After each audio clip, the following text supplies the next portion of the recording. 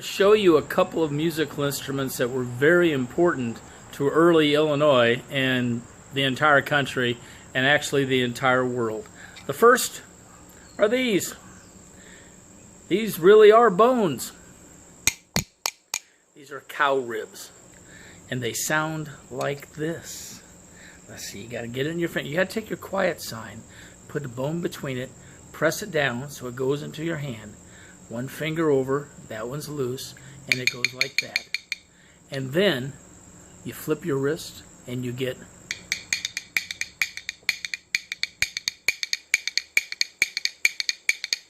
that kind of a sound. Now, these are the ones I learned on, and they're very large, they're very heavy, and they're very hard to play. They were kind of like the training wheels in the bone world. So I got another cow. And I got these. These are cow leg. In the top of your leg, between your knee and your thigh, you have a bone called the femur, F-E-M-U-R. And these are the femur from a cow, the front legs of a cow. And they sound like this. They're much smoother, much lighter, easier to play. And with this, you could do about any song in the world. You could do something like, let's see. You get a line, I'll get a pole, honey, bop-bom. You get a line, I'll get a pole, babe. You get a line, I'll get a pole, and we'll go down that crawdad hole, honey, baby mine. Now, in early Illinois, about the time Abraham Lincoln was running around in it, before and after, if you went to a barn dance, the movies would have you believe that they were doing that dance to guitars and banjos and fiddles and dulcimers. Probably not. Those instruments were hard to have on the prairie because the prairie was a very rough and tumble sort of place. And those instruments could be very fragile. If you had one of those instruments, it was great. But most of the time, you were dancing to bones. A lot of people in the community would know how to play bones, so when your arm got tired, you could switch off. The other half of that was this instrument. This is a jaw harp, or a mouth harp, or a Snoopy harp, or a frog fiddle, or a Tennessee toothbuster for a real good reason. And it's one of the oldest instruments around. The bones are probably one of the top 3 old instruments. But the jaw harp has been around a long time. It's from all over the world. And you play this, you put your teeth on it, top bar and the bottom bar. Most people, when they get one, and they say, "What is this?" and you explain it's a jaw harp. And then you say, "How do you play it?" Most people are going to tell you to just stick it in your mouth and hit it, because that's all they really know. That's kind of what you do. But if you just stick it in your mouth and hit it, it's got 3 bars, top bar, bottom bar. There's one in the middle that moves. You got to be careful of that one. If you just stick it in your mouth and you hit that middle bar, wham, it's going to hit you back. It's going to hit your lips, your teeth, your tongue. It's going to hurt. But if you put your teeth on the instrument, on the top bar and the bottom bar, you get. And then if you lower your lips, and then if you add some breath to it, a little bit of air, gets more stuff moving, makes it louder.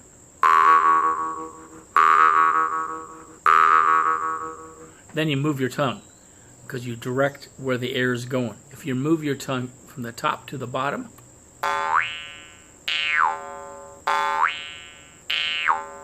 front to the back,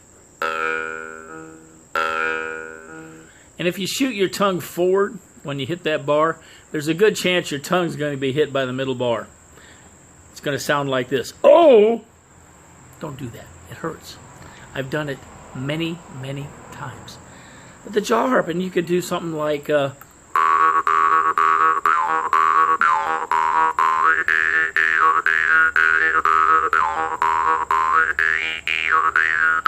Had a little chicken, wouldn't lay an egg. Poured hot water up and down his leg. The little chicken moaned. The little chicken begged. The little chicken laid me a hard-boiled egg.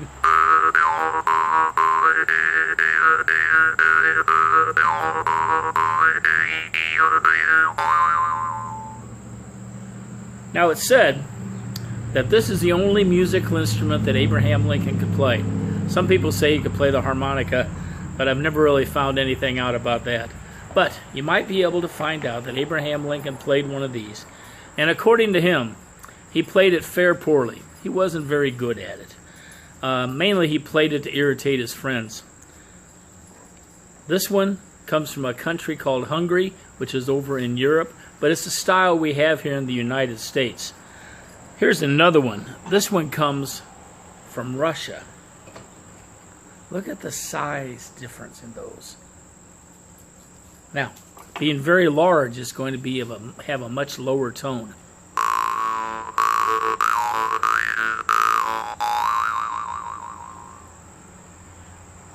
But jaw harps come from all over the world. Almost every culture has a jaw harp of some sort. Here's one that comes from Southeast Asia, by China.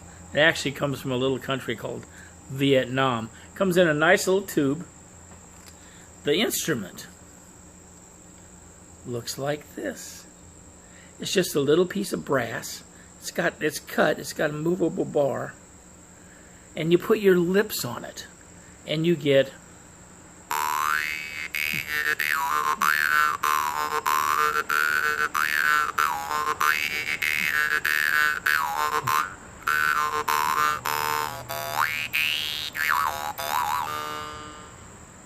and they're much, much safer if you can find them. If you decide you want to play one, these are much safer, but they're hard to find.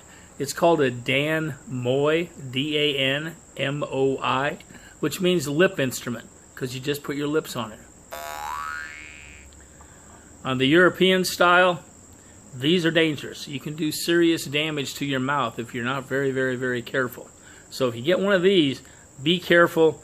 Don't go wham and hit it really hard. Hit it very softly, so if you do get hit, it doesn't hurt as much. Anyway, the jaw harp and the bones, two big instruments of early America.